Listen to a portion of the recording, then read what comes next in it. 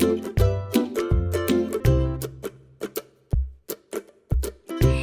and welcome back to another episode of Kim Wilpon Crafts. I am Kim Wilpon, and today we will be doing some wood burning. No, not like building a fire.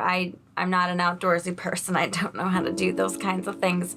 I'm actually talking about wood burning art. Back when I was in elementary school, back in the day, I had a teacher, my art teacher, taught us how to do wood burning. And recently I was thinking about it. I was cleaning out a closet and I stumbled upon this magical cutting board. Just look at it and all the what happened there. I do have questions, and it's obvious it's split here. It's seen better days, so I thought, let's make it into some kitchen wall art. It's a cutting board, you know what I mean? Let's give it some life. Let's give the life back to it. I feel like an art doctor, the doctor of old things. But I'm gonna try to revive this, give it some new life, maybe put it on my kitchen wall somewhere. I'll find space. I do love to throw art all over the place, so I know that this is intended for my kitchen. I did a little bit of pre-planning for this one. I needed to. So without further ado, let's get started. Camera Lucida is the app I downloaded to use as a projector. The app allows you to adjust the placement, size, and transparency to fit your project best. Make sure you line up everything exactly how you want it before laying down your markings. I bumped into my cutting board a few times and I had to start over probably about 3 times. Using the stencil as a ruler was incredibly helpful in drawing straight lines. I highly recommend this.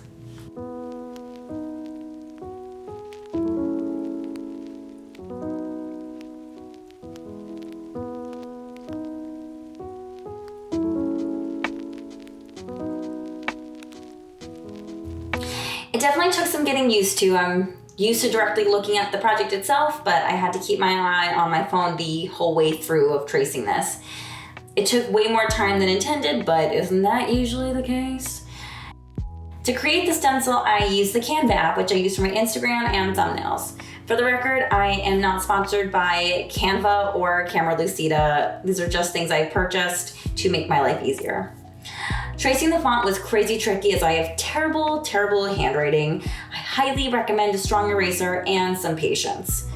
It took about an hour in total to trace and erase at least twice.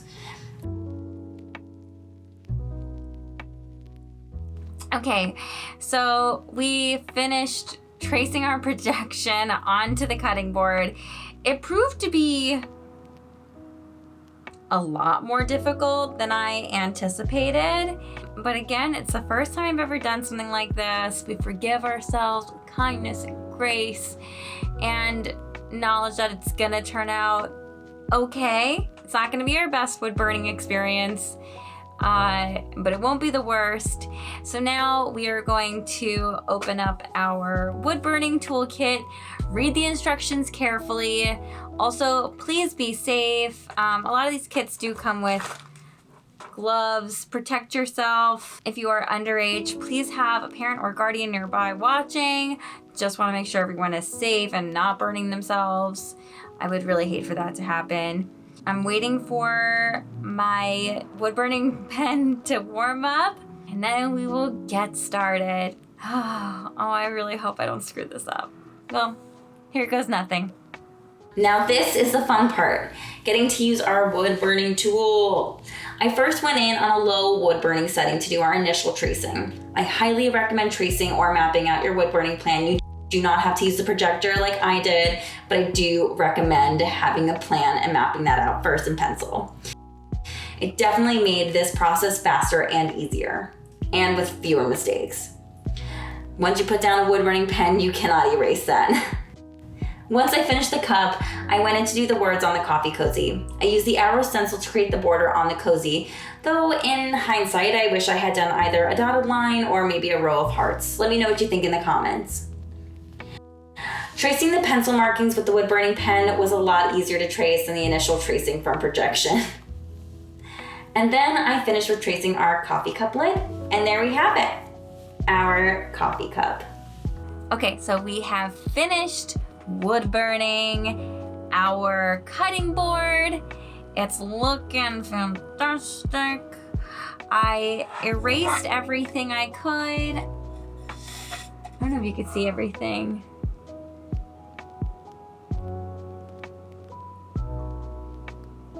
It's a little travel mug. It's got some like little detailing around. The little arrows. I think it looks pretty cool. I even went in and did a little bit of extra sanding so that the coffee mug would look a little bit lighter than the rest of it. And now I'm going to use some Murphy's oil and to make it look nice and shiny. So let's do that. I might need to go back and do a couple of more boop boops. Now that I've erased some stuff, I can see where I could have done better. Here's the thing. I'm gonna let the wood dry, and then we'll do a final reveal one last time. So we have finished our project. Woo! Woo! Woo! I need second coffee. So here is the official reveal. Bum, ba, da, ba. Wow.